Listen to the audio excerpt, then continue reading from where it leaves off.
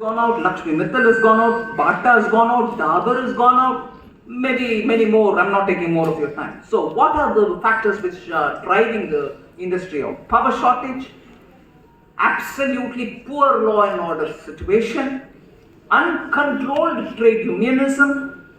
There's no ease of doing it in Bengal. So, the nexus of corruption and syndicated crimes is really paralyzing the state. Cut money. Cut money is being taken as sovereign right. And people are sitting and calling, making several phone calls, and there is not one policeman who's got the spine to go and say, you will not do this in the state. And I won't blame the police. After all, they are party cadres, many of them. And some good policemen cannot do individually. I'm not saying all police is bad in Bengal. But corruption. It's like there are times when in South they say you go to your mama's house, your mother's brother's house. Meaning you go to your mother's house and then speak about the greatness of your mama. Not relevant. You go to your place and you talk about your own place's virtues, you won't. Because it's obvious, everybody knows it. मायके में जाकर के मामा का कहानी नहीं चलता क्योंकि सबको मालूम है मामा कौन है मायके में. मगर बंगाल में आकर के करप्शन का बात करना वो वैसे ही लग रहा मुझे. आप लोग को पूरे जानकारी है, मैं क्यों उसके ऊपर बात कर रहा हूं. मायके में जाकर के मामा का कहानी, बंगाल में आकर के करप्शन का कहानी सबको मालूम है. मगर मैं बोल रही हूं, West Bengal chief minister herself, Didi herself, in June 2019 said, somebody represented to her, she ordered returning the cut money which has been taken from 2011. 2019 में बोल रहे हैं कि 2011 से जो पैसा कट मनी के रूप में लिया वो वापस करो, which means she is admitting. But after that, nothing has happened. 2022 July, Industry and Commerce Minister Partha Chatterjee has been arrested.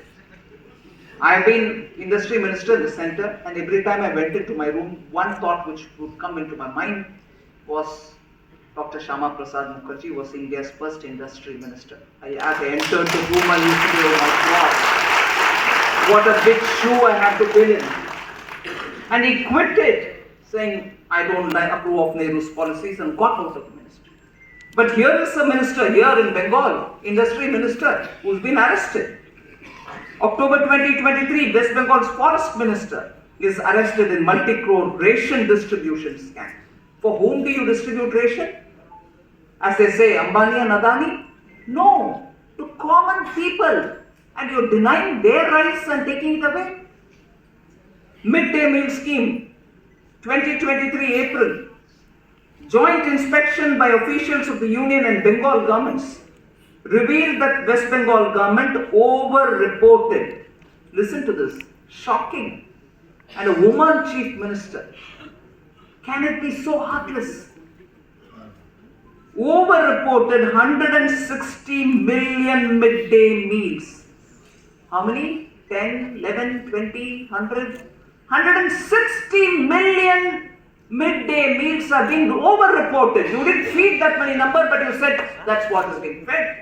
And this comes out not when one party from Delhi sent its team, but both Bengal state government and also the central government team jointly inspect and find out 160 million midday meals have been over-reported. And what is the worth of this over-reporting? 100 crores. And how many months did it take? Between April and September 22. 12 and 19-20, the next decade, West Bengal's growth rate fell further down to 4.2%, while the national average was 5.2%. No attempt by the government to reverse this or to do anything to improve the state of affairs. By 21-22, which is this decade, 2 or 3 years ago, West Bengal, and actually I have goosebumps to say it truly, I'm not dramatizing, West Bengal ranked 23rd out of all the states and union territories in the country. 23rd. Fertile land, enough irrigatable land, water, industrial investment. 1947, you were the prosperous country. Of course, infiltration, refugees, but even after that, you kept it up till about 99. What's become of Bengal? I really feel very sad, but that is backed by data. I'm not making an emotional pitch without numbers. No ease of doing business at all here. Look at this. Again, in 1947, West Bengal's share in the country's total industrial production was, can you guess? Can you guess? 24%. A quarter of everything that industry produced for this country in 47 was all here. 24%. And you want to guess where you are today? And when I say today, 2021, I'm not even talking about 24. Where is 24% and where is 3.5%? I'm actually, every time I read these kind of numbers for Bengal, my heart sinks with grief. I may not have been born in Bengal, but Bengal plays such a wonderful role for this country, all through history. Your thought leaders, your industry leaders, you stood out in culture, you stood out in music, you stood out in knowledge. Now tell me one parameter on which you're standing out. Tola Bazi.